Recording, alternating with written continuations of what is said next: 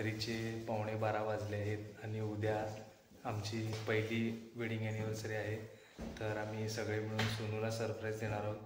त्यामुळे आता थोडंफार आम्ही प्रिपरेशन केलेलं आहे, सगळे भैया, मी, विशाल आणि मम्मी मिळून।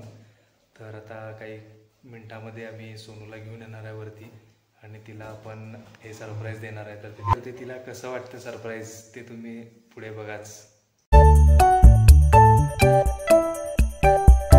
तर आता फक्त 5 मिनिट उरलेत आणि मी तिला आता वरती आणायला चाललोय आणि बघूया मग तिची रिॲक्शन कशी असणार आहे।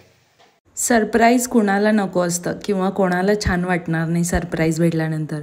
मुलींना तर हवंच असतं। तर घरच्यांनी मिळून मला खूप छान सरप्राईज दिलं, ॲनिव्हर्सरीचं डेकोरेशन आणि खूप छान सगळं केलं होतं आणि मी खरंच एक्सपेक्ट केलं नव्हतं की असं काही होईल। अशा प्रकारे ॲनिव्हर्सरीची सुरुवात झाली होती मध्यरात्रीच। सगळेजण जेवण करून वर गेले तर मला थोडंफार वाटत होतं की हे काहीतरी करतायत, पण मला वाटलं नाही की एवढं सुंदर ते मला सरप्राईज देतील। तर सगळ्यांनी खूप छान केलं माझ्यासाठी, थँक्यू सो मच।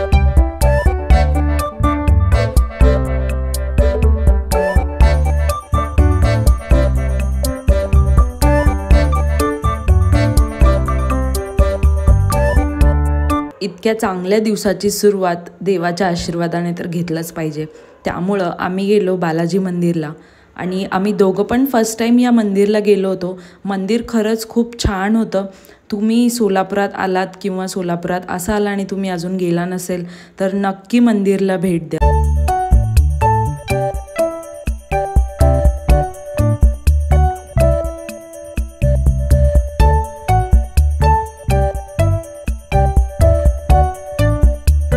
त्यानंतर आम्ही गेलो सुधा इडली गृहमध्ये नाश्ता करण्यासाठी। वर्किंग डे असल्यामुळं दिवसभर काम केलं आणि संध्याकाळी फॅमिलीसोबत सेलिब्रेशन केलं। तर आम्ही सगळे मिळून गेलो निसर्ग हॉटेलला। नवीनच निसर्ग हॉटेल बनलं आहे, खूप जणांकडनं याचं ऐकलं होतं, तर म्हणलं हे हॉटेल ट्राय करूया। तर माझे माहेरचे सगळे आले होते, त्याचबरोबर सासरचे। आम्ही सगळ्यांनी मिळून टाईम स्पेंड केला, इथं ॲनिव्हर्सरी सेलिब्रेशन केली।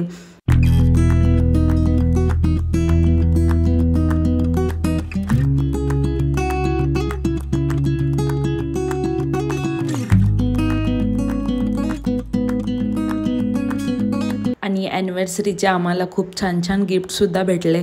तर गिफ्ट अनबॉक्सिंग आम्ही करणार आहेत, तर व्लॉग लास्टपर्यंत नक्की बघा। सेलिब्रेशनची मजा ही फॅमिलीसोबत असते, सगळ्यांबरोबर असते। तर सगळे आल्यामुळं आम्हाला पण खूप छान वाटलं। पहिली ॲनिव्हर्सरी सगळ्यांसाठीच खास असतं, पहिला वाढदिवससुद्धा खास असतो।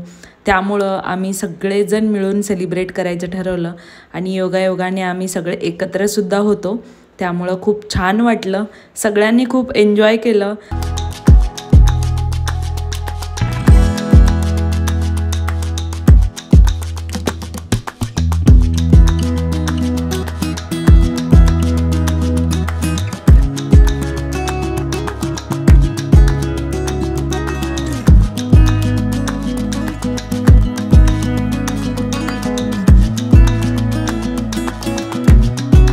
निसर्ग हॉटेलमधलं मला स्नॅक्स आवडलं, म्हणजे ओनियन पकोडा आम्ही घेतला होता, तो छान होता। त्यानंतर मंचुरियन खूप छान होती खरंच आणि त्यानंतर मसाला पापड पण ठीक होता।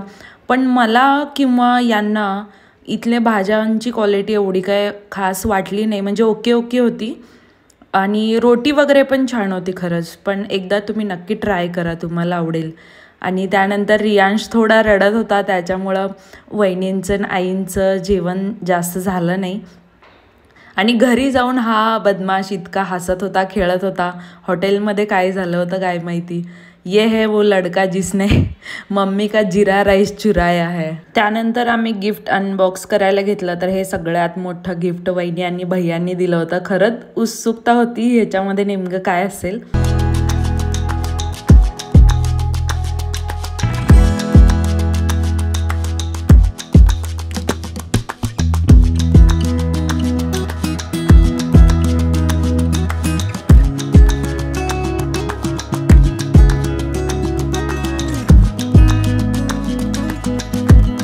तर हा टेबल लॅम्प होता, खूप सुंदर होता। थँक्यू भैया वहिनी। त्यानंतर विशाल भाऊजी आणि आईने दिलेलं गिफ्ट ओपन केलं. तर हे होतं मॅजिक कप. याच्यामध्ये तुम्ही गरम पाणी किंवा गरम कॉफी चहा जर घातलात तर त्याच्यावरचे जे फोटोज आहेत ते दिसतात.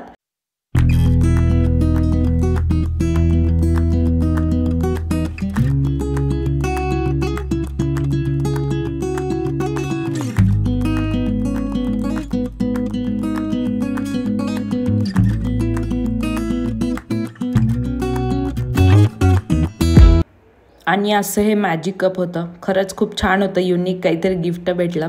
थँक्यू आई, विशाल भाऊजी. त्यानंतर आपले लवली कपल पाटील काका काकू त्यांनी पण खूप छान गिफ्ट दिलं. काहीतरी उपयोगी असं गिफ्ट दिलं आहे, म्हणजे आपले जे मॅट असतात ते दिलं होतं त्यांनी.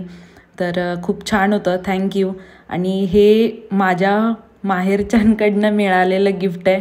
बाबांनी पण आम्हाला कॅशच दिली होती. तुम्ही ॲनिव्हर्सरीचा पूर्ण ब्लॉग बघितला आहात, तर तुम्हाला कसं वाटलं मला कमेंट करून सांगा. Thank you so much. असंच तुमचं प्रेम असू दे आमच्या चॅनलवर आणि आमच्यावर पण. थँक्यू.